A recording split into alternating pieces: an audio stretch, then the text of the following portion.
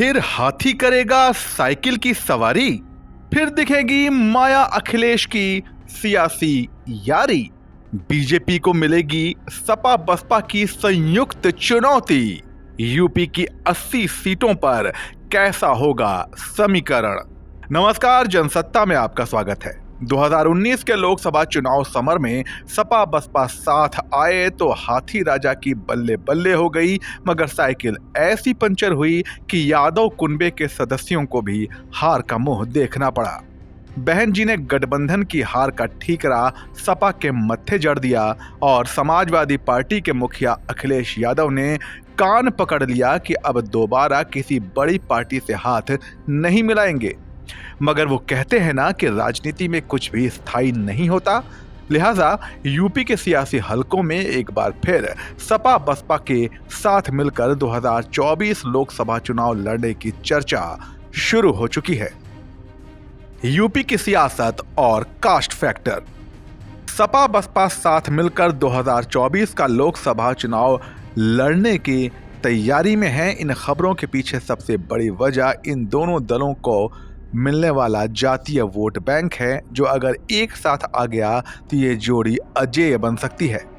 मगर इससे पहले कि हम उन संभावनाओं पर चर्चा करें, एक नजर यूपी के वोटों की गणित पर डाल लेते हैं।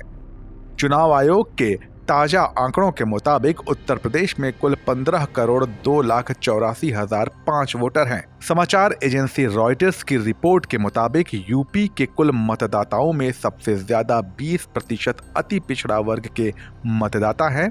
इसके बाद दूसरे नंबर पर आता है मुस्लिम वोट बैंक, जो कुल वोट का 19.3% है। जाटव 13%, अन्य पिछड़ा वोट 12% और ब्राह्मण वोट 11% है। इसके बाद बारी आती है यादव वोट बैंक की, जो 9% है। जाटव को हटाकर अन्य अनुसूचित जातियों का वोट प्रतिशत 8 है, जबकि ब्राह्मणों को छोड़कर अन्य सवर्ण वोट 7.7% हैं।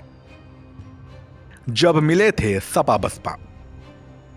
यूपी की राजनीति के लिहाज से 2019 का लोकसभा चुनाव बेहद अहम रहा था। इस चुनाव में पहली बार बीजेपी को कड़ी टक्कर देने के लिए प्रदेश की दो सबसे बड़ी सियासी अदावत वाली पार्टियों सपा और बसपा ने हाथ मिला लिया था। शायद ही किसी ने सोचा होगा कि मायावती और अखिलेश कभी एक साथ एक मंच पर आएंगे, लेकिन 2019 में ऐसा हुआ। माना जा रहा था कि इन दोनों के हाथ मिलाने से बीजेपी को जबरदस्त झटका लगता, लेकिन ऐसा कतई नहीं हुआ।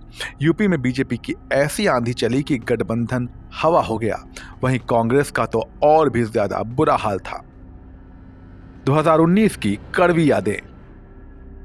2019 में बीजेपी के समीकरण के आगे विपक्षी दलों के सारे दांवपेच फेल हो गए। भाजपा ने 78 सीटों पर चुनाव लड़ा था, जिनमें से 62 सीटों पर पार्टी कमल खिलाने में कामयाब रही। वहीं सपा बसपा गठबंधन कोई खास करिश्मा नहीं दिखा पाया। बसपा के खाते में जहां 10 सीटें आईं, तो वहीं सपा को सिर्फ 5 सीटों पर जीत हासिल हुई।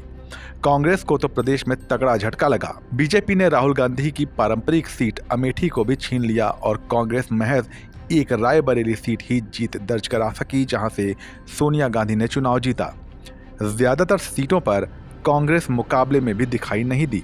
समाजवादी पार्टी जिन 5 सीटों पर जीत हासिल करने में कामयाब रही, वो सीटें थीं मैनपुरी, रामपुर, आजमगढ़, संभल और मुरादाबाद।